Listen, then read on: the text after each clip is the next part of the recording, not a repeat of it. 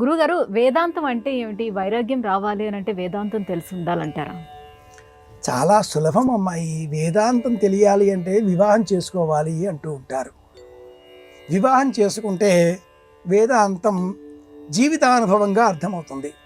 ఒక వ్యక్తి ఉదయం లేవగానే మంచం మీద పడుకొని ప్రాతరగ్నిం ప్రాతరింద్రగం హవామహే ప్రాతర్మిత్రావరుణ ప్రాతరశ్వినా ప్రాత సూక్తం జ్ఞానం ఉన్నది కాబట్టి స్మరిస్తూ ఆ సూక్తంలో ఉండే మంత్రార్థాన్ని భాష్యంగా మనసులో భావన చేస్తూ నేనెవరిని, ఎక్కడి నుంచి వచ్చాను, ఎక్కడికి వెళతాను, కుత ఆజాత కుత ఇయం విసృష్టి, ఇలాంటి ఆలోచనలు చేస్తున్నాడు.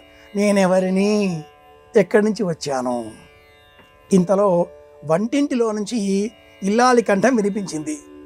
పాలు తెస్తే కాఫీ, రేపటికి పంచదార లేదు అనగానే అతని జ్ఞానం అర్థమైంది. నేను భర్తను, కొన్ని బాధ్యతలలో ఉన్నవాడిని, ముందు వెళ్ళి పాలు తీసుకురావాలి. వేదాంతాన్ని సులభంగా ఒక కథ ద్వారా నవ్వులాటగా చెప్పుకోవడం కాకుండా నిజంగా గంభీరమైన అర్థం కూడా ఉంది.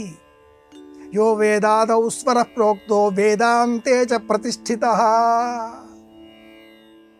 యస్య ప్రకృతిలీనస్య యః పరస్య మహేశ్వరః. ఇది వేదాంతం.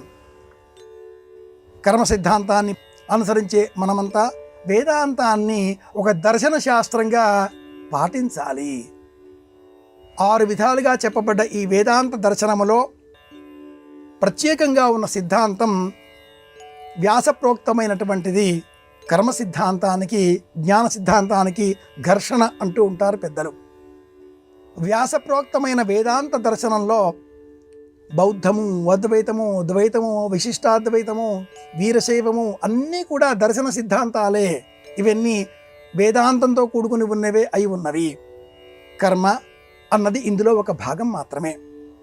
వేదాంతం ఒక దర్శనంగా చెప్పుకున్నప్పుడు శిక్ష, న్యాయము, మీమాంస వీటితో సమాన ప్రతిపత్తి కలది వేదాంత దర్శనం.